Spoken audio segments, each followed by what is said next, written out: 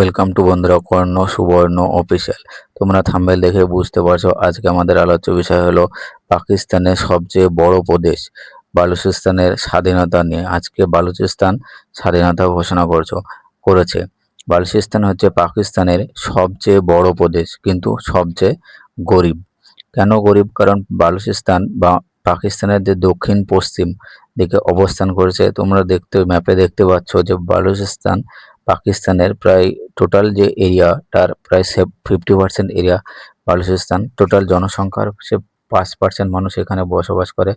এছাড়া বালুচিস্তান হচ্ছে খনিজ সম্পদে ভরপুর এবং তার যে স্ট্র্যাটেজিক যে লোকেশন সেটা ভূ রাজনৈতিক যে লোকেশন সেটা খুবই গুরুত্বপূর্ণ।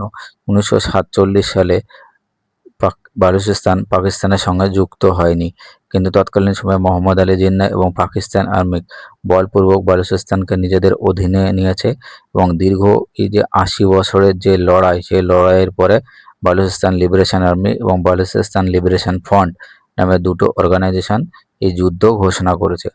তোমরা এখানে দেখতে পাচ্ছ বালুচিস্তান আর্মি আজকে ঘোষণা করেছে যে বালুচিস্তান বিএলএ বালুচিস্তানের টোটাল যে 85% যে টেরিটরি মানে এলাকা সেগুলো পুরোপুরিভাবে বালুচিস্তান আর্মির দ্বারা নিয়ন্ত্রিত। অর্থাৎ পাকিস্তানের নিজের দেশে যে নিজস্ব আর্মি থাকা সত্ত্বেও, আর্মি, পুলিশ, এয়ারফোর্স, নেভি থাকা সত্ত্বেও পাকিস্তান নিজের দেশে নিয়ন্ত্রণ করতে পারছে না।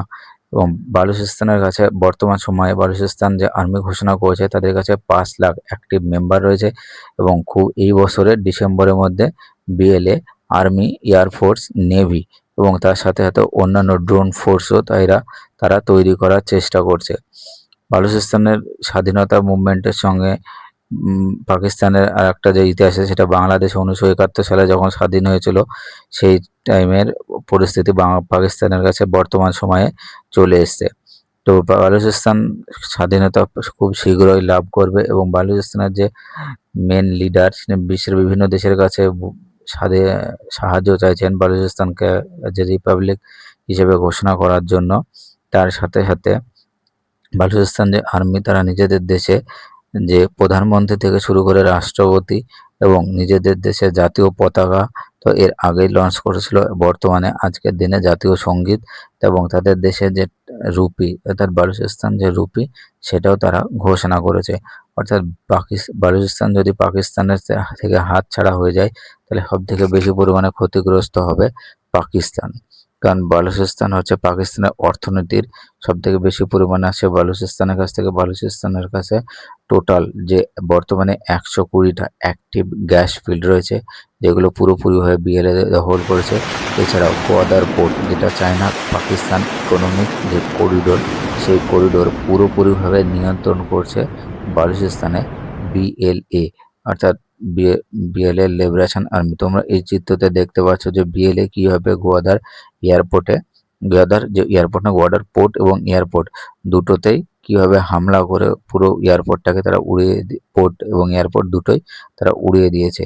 অর্থাৎ চায়না বর্তমানে বিএলএ থেকে তার যতগুলো প্রজেক্ট পুরো সবগুলো প্রায় বন্ধ করে দিয়েছে এবং পাকিস্তানের কাছে যে পরিমাণে টাকা পেত সেগুলো বর্তমান সময়ে চাইছে।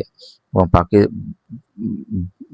বালুচিস্তান লিবারেশন আর্মি তাদের যে নেতা সেটা নূর বালোচ বর্তমানে পাকিস্তানের জেলবন্দিতে আছে এবং বিএলএ আর্মি পাকিস্তান গভর্নমেন্টের কাছে ডিমান্ড করেছে তাকে খুব তাড়াতাড়ি রিলিজ করার জন্য, নাহলে এর পরিণতি পাকিস্তান আর্মিকে আরও ভয়াবহ দিতে হবে।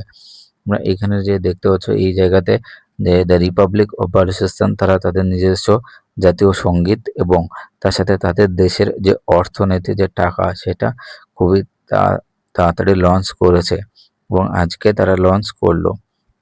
বালুচিস্তানের সঙ্গে ভারতের একটা যে ঐতিহাসিক সম্পর্ক রয়েছে এবং 1947 সাল থেকে বালুচিস্তানের সঙ্গে ভারতের ভালো সম্পর্ক ছিল। তো পাকিস্তানের এই যে সমস্যা শুধু বালুচিস্তান নয়, বালুচিস্তানের সাথে সাথে পাকিস্তানের নিজের দেশের আর একটা সমস্যা রয়েছে, সেটা হচ্ছে পিওকে। তো বর্তমান সময়ে প্রচুর পরিমাণে আনরেস্ট চলছে এবং পিওকে সেখানকার যে জনগণ তারা খেতে পাচ্ছে না।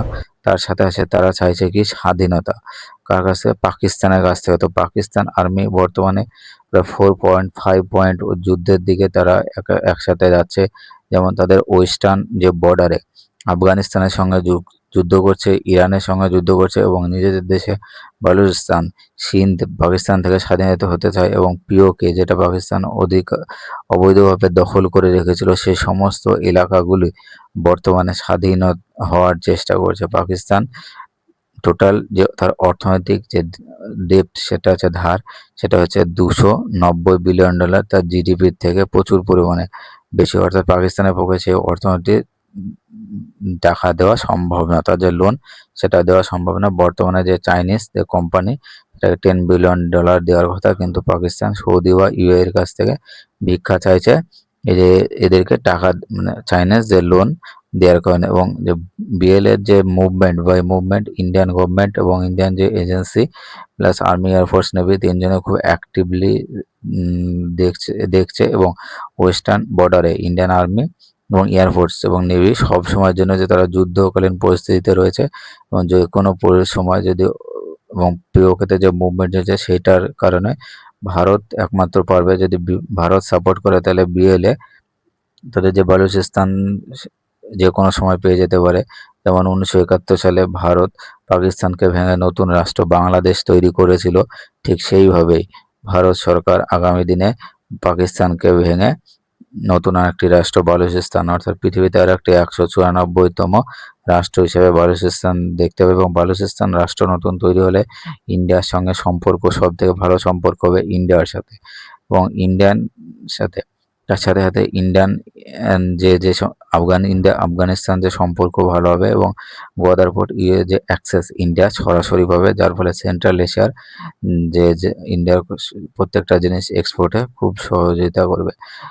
তো ইন্ডিয়ান যে নেভি আরাবিয়ান সির ওপর সবসময় সতর্কতা অবস্থান করছে, যে কোনো পরিস্থিতির জন্য বিএলএ অর্থাৎ বালুচিস্তান লিবারেশন আর্মিকে ইন্ডিয়া সাহায্য করবে।